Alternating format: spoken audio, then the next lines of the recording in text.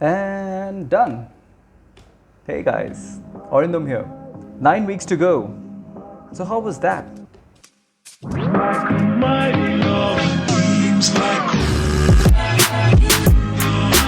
So, fifth week of training into the half marathon. It was pretty much fun.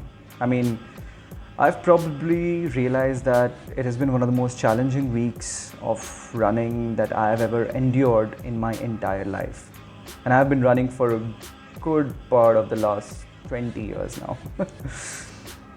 So the first run was a recovery run. It was just a 15-minute run at my slowest possible pace to introduce me to the entire week of the run, followed by a speed run with 5 minutes of warm-up, followed by 20 intervals of 30 seconds each at my mile pace. So that's like really all out 9 out of 10 kind of a mile pace. Except the first and the 11th one, which was at my 5k pace, just to mix it up. It's always a good idea to mix up your runs. I've noticed that gradually as the workout progressed and my body was getting accustomed to the high speeds, I realized that hey, I can do more. 20 intervals is not that much either, if you look at it that way. After that, there was a 45-minute run with Ghislaine Flanagan, and the podcast was all about her achievements and her experiences through the Boston Marathon and so on and so forth. And it was really refreshing to hear about the struggles that the top athletes in our running community they have been facing over the years. So it really does make one wonder that, hey, I'm not the only one who gets all that pain and all that anguish at the end of a run. The fourth run of the week was a speed run. Now, this was pretty interesting.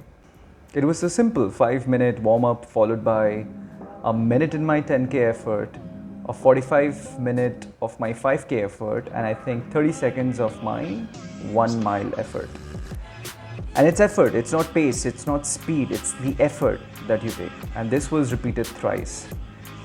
I was really feeling it. I was really feeling it that, hey, I've got this, and my body's recovering quickly, and I did not feel pain at the end of the workout. Until the final run of the week, which was 8-mile run came, and I was supremely pumped up about it. And I thought, hey, I've got it. I've done 10k twice, I've done 5k, I've done 5 miles.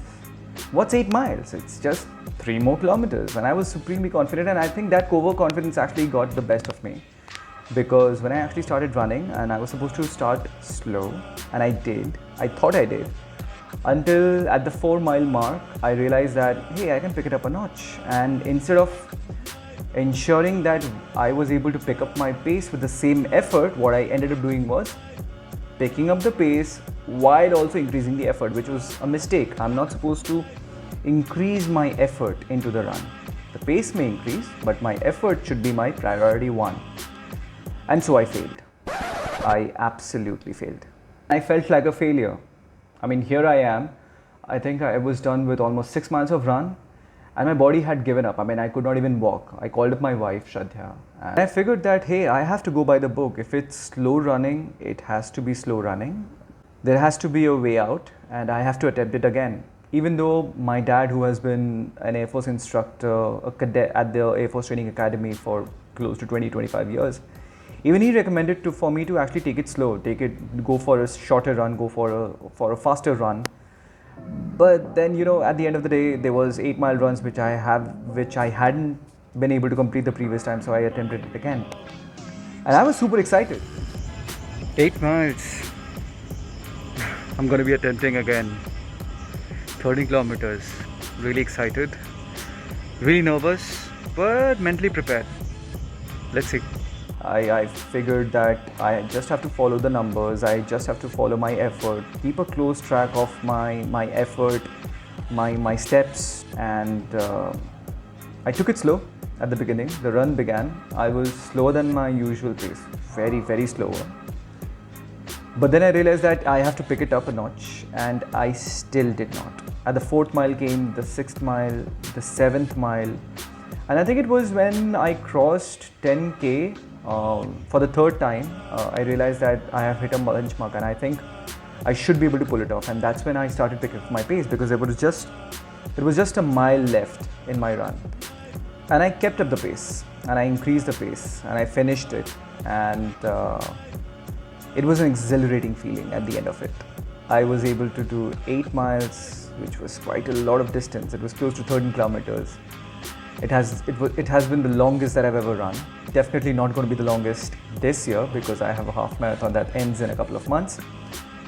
But it ended, and I came back home. I slept like a baby. I woke up. Throughout the following day, I had a pain, but I was celebrating that pain. And I think at the end of a run, it's all about celebrating the simple aspect of preparing for the next run.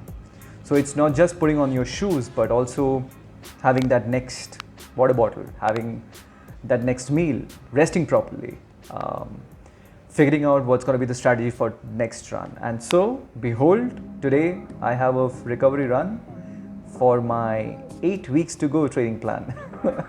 I'm excited. It's going to be a 15-minute recovery run, but I'm pretty sure it's going to be tough this oncoming running week, especially because humidity levels in Gurgaon, India is shooting right now owing to the monsoons.